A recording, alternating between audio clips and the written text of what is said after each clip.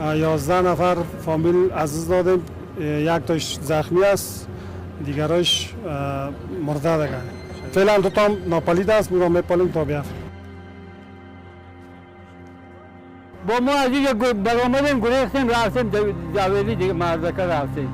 این رقم دیگه یک میل چیز آبادی به آسمان نماند. زندگی ما کل برد.